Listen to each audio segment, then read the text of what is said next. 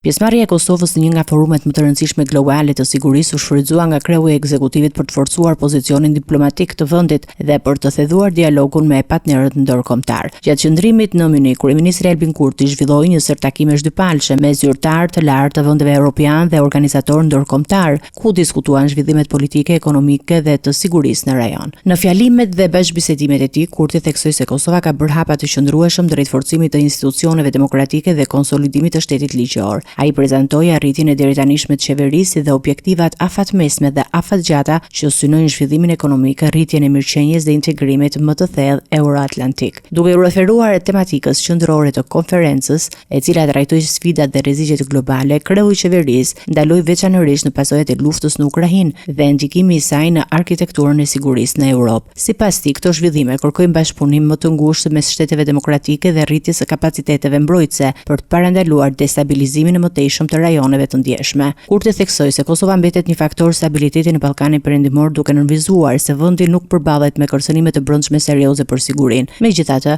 ai paralajmëroi për sfida që vijnë nga veriu, duke u bërë domosdoshme investimi në rritjen e profesionalizmit dhe pajisjeve të strukturave të sigurisë. Në këtë kuadër, pushtohen përpjekje për forcimin e policisë dhe ushtrisë me partneritet dhe aleat evropian. Nga Munich, kryeministri përshëndeti edhe vendimet e Kuvendit të Kosovës për miratimin e marrëveshjes ndërkombëtare financiare, duke bërë të ditur se janë siguruar mbi 1 miliard euro mbështetje për projekte zhvillimore. Ai u shoqërua në këtë aktivitet nga Klau Kofnjutska dhe ministri i mbrojtjes Ejub Maqedonci, duke paraqitur një përfaqësim të plot institucional të Kosovës në këtë forum të rëndësishëm.